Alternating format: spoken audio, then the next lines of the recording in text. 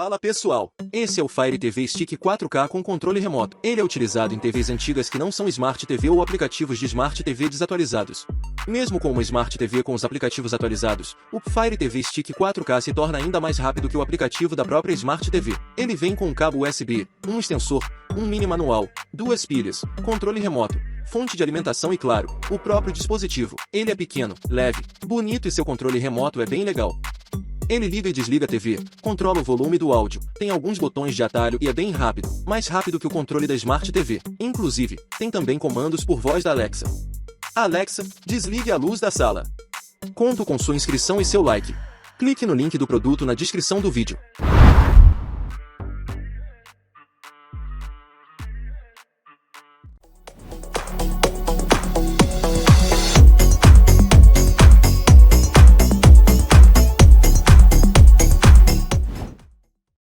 Mas vamos tentar entender, então, esse momento pós-impeachment e o Lava Jato, que foi o que parou o país e tal. Até quando a gente anunciou, né, que você vinha aqui, a gente teve várias manifestações. Exato. E eu queria saber o que... Espero que tenha alguma favorável. Pouquíssimas, né? Foram poucas.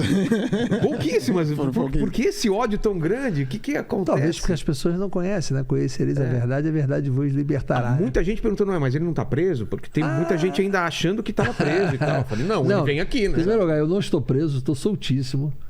Vou disputar a eleição, tá certo? E que é pior, a minha condenação foi anulada pelo Supremo Tribunal Federal e simplesmente a minha prisão que foi decretada para aquele juiz fake, o Sérgio Moro, ela foi simplesmente considerada ilegal pela anulação da condenação. Então, para deixar isso muito claro, eu não cumpri pena nenhuma e nem tenho pena a cumprir.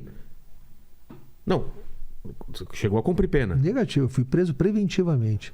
Em cima de um processo que ele me condenou e que o Supremo anulou. Se o Supremo anulou a condenação, os atos dele também estão anulados, consequentemente a prisão foi ilegal. Simples assim. Mas aí como se devolve essa prisão? Não devolve. Claro que não devolve. Claro que não devolve. Quanto tempo? 4 anos e meio. Considerando que ele ficou. Fiquei 4 anos e meio de prisão preventiva por um processo que foi anulado, por uma condenação ilegal. Ele fraudou a competência do meu processo. Que durante esse período você ficou estudando o seu caso, né? Não, eu sempre estudo, claro. Quem que defendeu? Foi você mesmo que defendeu? Não, tinha os advogados, mas obviamente que eu participava da defesa. Com tudo que se trata com relação a mim, eu quero saber. E o que foi achado de Não. Para entender, não foi que foi achado ilegal, não. A ilegalidade estava no ato já, inicial. No princípio, o que acontece? Na base. Na acusação que foi feita contra mim, tinha uma acusação eleitoral. Dá o contexto. Como que acontece tudo isso? O PT está sendo... Vamos lá. O Lula... Deixa eu me dar assim, 5 minutos, eu vou te narrar o processo inteiro aqui. O que acontece? A Câmara, no dia 17 de abril de 2016, autorizou a abertura do processo de impeachment com a votação de plenário. Certo. Dia 3 de maio, exatamente 18 dias depois, ou 16 dias depois, parlamentares do PT entraram no Supremo pedindo meu afastamento da presidência da Câmara. Esse afastamento se dava pelo fato que eu estava com a acusação no Supremo, que eu tinha me tornado vice-presidente da República e eu não poderia assumir a presidência da República depois do afastamento da Dilma, porque eu tinha acusação no Supremo, consequentemente eu era inapto a assumir a presidência da República. Só que aconteceu o seguinte, quando eu autorizei a abertura do processo de impeachment em 2 de dezembro de 2015, uma semana depois o Procurador-Geral da República, lá do PT, entrou com uma busca e apreensão contra mim. E fez uma busca e apreensão na residência oficial da Câmara. E em seguida a busca e apreensão entrou com um pedido de meu afastamento da presidência da Câmara, que foi para o Teori Zavascki. Isso em dezembro. 6 meses na gaveta. Com essa entrada dessa ação dos parlamentares do PT, que entrou no dia 3 de maio à tarde, marcaram o julgamento para o dia 5, sem que o processo chegasse no relator e o relator pedisse para ir. Não poderia ter marcado? Óbvio que não. E aí marcaram para o dia 5. Com essa marcação, naquela noite, o Teori Zavascki resolveu dar uma liminar e me afastou do mandato de deputado, da presidência da Câmara e me proibiu de entrar na Câmara. Porque ia ter votação? Não, para não me defender. Tinha um processo no Conselho de Ética. Mas isso... Tinha base ele fazer isso? Claro que não tinha. Aí que aconteceu? Aí simplesmente o Supremo não julga essa ação que entrou e apenas confirma a liminar do Teori em outro ponto. E aí que aconteceu? Eu fui afastado. Certo. Não tinha recurso. Aí tem recurso? Não tem recurso. Aí eu entrei com uma ação direta de inconstitucionalidade. Tá. para questionar que tinha que dar interpretação conforme a Constituição da prisão em flagrante, de que você, com uma medida cautelar, tinha que submeter o plenário de cada caso 24 horas depois. Essa ação foi julgada 1 ano e meio depois. Sabe quando é que ela foi julgada? Quando o Aécio foi afastado do Senado, acabou permitindo que o Aécio fosse levado ao afastamento dele ao plenário do Senado, e com esse afastamento sendo negado pelo Senado. Se eu tivesse submetido ao plenário da Câmara, a Câmara não teria autorizado 24 horas depois que eu fosse afastado. Não teria acontecido isso. Aí o meu afastamento gerou o quê? Proibido de entrar na Câmara. 6 meses depois, o Rodrigo Maia, que tinha se tornado meu desafeto, porque eu fui obrigado a renunciar à presidência da Câmara, que a Câmara ficou acéfala. Ficou acéfala porque o vice era um digamos assim, para usar uma expressão mínima, ele para ser polêmico tinha que melhorar muito, né? Ele não tinha muita dificuldade de condução ali no processo. Então a Câmara estava uma balbúrdia. Aí, para poder dar o mínimo de governabilidade ao Michel, eu tive que renunciar. E aí o que aconteceu? Só que acabou sendo eleito o Rodrigo Maia, que se tornou meu desafeto, era meu desafeto, porque eu tinha vetado ele para ser líder do governo do Michel quando o Michel entrou. Então já tinha esse... Claro. Eu relato isso tudo no livro. Não quero fazer propaganda contínua, não, mas é porque os fatos estão muito detalhados lá e aqui eu estou falando em 5 minutos. Então o que aconteceu? Rodrigo Maia, presidente da Câmara, patrocinou um absurdo para me caçar. Eu fui caçado pelo absurdo praticado pelo Rodrigo Maia. E botou a sessão na véspera da eleição. Ele fez golpes parlamentares ali para poder colocar no respeito ao regimento. Enfim, tanto que eu ganhei aí agora. Mas enfim, o que acontece? Eu sendo caçado, o que ia acontecer? Seu Sérgio Moro, ele queria, tudo que ele queria na vida... Ele tem uma contraposição. Eu não estou só. Mas não sou eu, PT, não sou eu nem você, não. Ele falava isso em entrevista pública. Eu sou imparcial. Eu tenho aqui o PT quando tem o maior adversário do PT. Tá, PT e Eduardo Cunha. Só que a minha acusação que tinha eleitoral, ele fez o quê? Ele simulou uma absolvição sumária da acusação eleitoral para manter a competência dele. Ele não era competente para fazer isso. Só quem podia fazer isso era um juiz eleitoral. Como que ele faz isso? Ele fez. Como que ele absolve? Ele fez. Então ele cai essa acusação para poder passar essa daqui na frente? Para essa continuar sob a competência dele. Simples assim que aconteceu. E é isso que o Supremo reconheceu. Ele não podia ter feito isso. Ele fraudou a competência dele. Então eu fiquei preso por nada. Por que só hoje? Por que tempos depois só? Porque na época. Por que, meu querido? Porque, infelizmente, a criminalização da política que foi feita pelo Sérgio Moro dentro dessa Operação Lava Jato, ela só começou a cair quando saiu a Vaza Jato. Que aí as pessoas viram o que era a manipulação do processo. Depois da Vaza Jato, o judiciário mudou o seu entendimento porque viu a má-fé daqueles que praticaram aquilo. Porque a gente vendo de fora, era um procedimento de prender... era indústria de delação. Exatamente, delação premiada. E aí você reduz a pena ou era vai um para... sequestro para você pagar o seu sequestro com resgate, era a delação. E com certeza houve muita proposta para uma delação. Como que era esse tipo de pedido?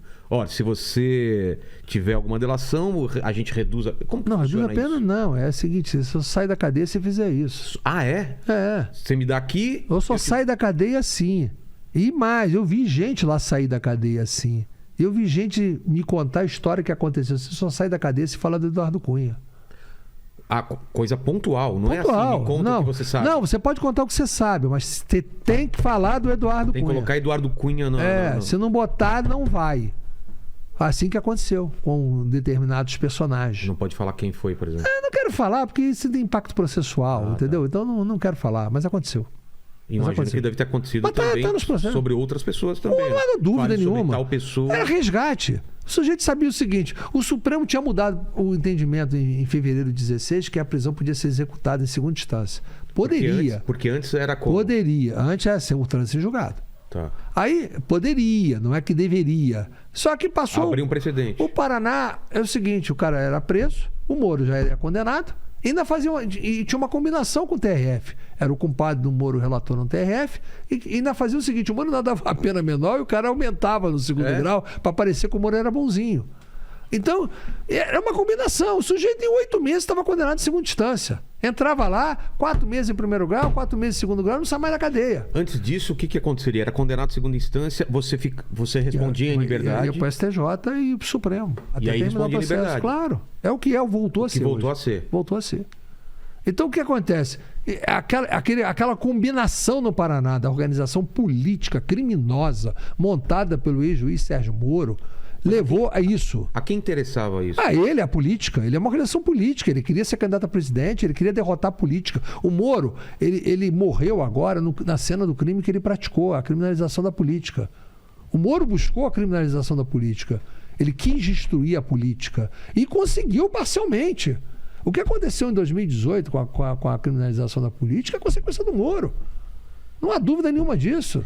Está falando da opinião popular, ver o político como ladrão, como... Não, ele colocou o político como ladrão. Todo político virou ladrão para ele. As denúncias que tem de todos os partidos políticos foram denunciados por organização criminosa. Inclusive, eu fui denunciado por formação de quadrilha com o PMDB, fui absolvido. Ou já foi julgado e foi absolvido. O que é uma formação de quadrilha? Bom, explica. Não existe, né? Como se os partidos se reunissem os seus membros para praticar crime. E não para fazer política. A acusação também foi feita contra o PT, também foi absolvido. Também foi absolvido. Foi absolvido, foi feita contra o PP. Esse, como está no Supremo, ainda não concluiu o julgamento. Mas já foi. Foi feito contra todos os partidos. E aí você fala que ele se tornou refém e acabou tomando o revés do próprio... Política. Ele entrou na política e foi jantado pela política. E vai ser mais jantado ainda. Mas corre o risco dele ser preso também? Ele deveria, né? Ele conseguiu se safar aqui, porque ele fraudou o domicílio eleitoral dele, ele é fake, né? Porque diferente dele, ele fez um contratinho de aluguel na véspera do prazo, aí ele ficou com o domicílio contestado, não recorreu. Por que não recorreu? Foi para o Paraná para deixar a mulher aqui, para ter 2 mandatos. Essa que é a verdade. Para ter 2 mandatos. Bom, se o dele é fake, o da mulher também é, né? Ela tinha até uma página, eu moro com ele. Era muito engraçado isso, né? Então, tudo bem. Direito dela. Agora, só que, não estou dizendo, né? Mas ele não recorreu. Ele não recorreu, ele assumiu que é verdade. Aí foi para o Paraná.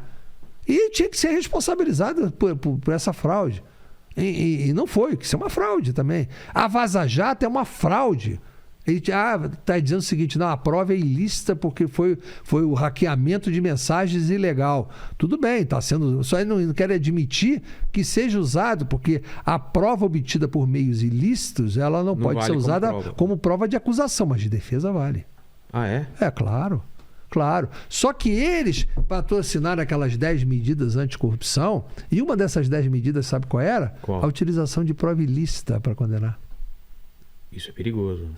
Claro que é. Claro que é. A condenação dos procuradores aí por utilização de força-tarefa, injusta. Meu amigo, eles moravam no Paraná e recebiam diária para continuar no Paraná fazendo o trabalho deles. Além do salário, recebiam diária. Você acha isso correto? Claro que não. É o que aconteceu. Tem que devolver mesmo. Tinha procurador andando de Mercedes lá no Paraná, só com o salário que recebia de diária. Por acaso, esse até já foi demitido. Foi demitido aquela história dos outdoor. Sim, o cara pagava outdoor para fazer propaganda. Ali era uma república. Transformaram aquilo numa república. Você tinha que entrar República de Curitiba. Tinha que entrar de lá com passaporte, né? Você só podia viajar para lá com passaporte, senão você não entrava. É assim. Tanto que ele veio aqui, o Moro, e falou pra gente que não ia desistir, né? E desistiu umas 2 semanas depois. Uma semana Ele depois. foi desistido, né? Foi desistido, né? Ele foi desistido, né? Ele foi desistido. Mas essa linha temporal, Eduardo, a gente vê então impeachment, Lava Jato, e aí... E mais, essa ação pela qual, para complementar, essa ação pela qual eles entraram para poder me afastar no dia 3 de maio, o que aconteceu com essa ação? Em dezembro, o relator, o ministro Marco Aurélio, ele deu uma liminar para afastar o Renan Calheiros da presidência do Senado. E o Renan simplesmente não cumpriu. Fugiu do oficial de justiça, não saiu. Ué? Aí foi para o plenário do Supremo para confirmar a liminar. O Supremo plenário negou a liminar. Ou seja, a ação que eles entraram contra mim também não ganhou. Então, Que doideira. essa é a realidade que a gente vive. Gostou desse corte? Se gostou, dê o seu like. Se você ainda não é inscrito no canal, inscreva-se. Aproveite para compartilhar esse e outros vídeos do canal, pois assim nos ajuda a trazer mais e mais vídeos. Contamos com você!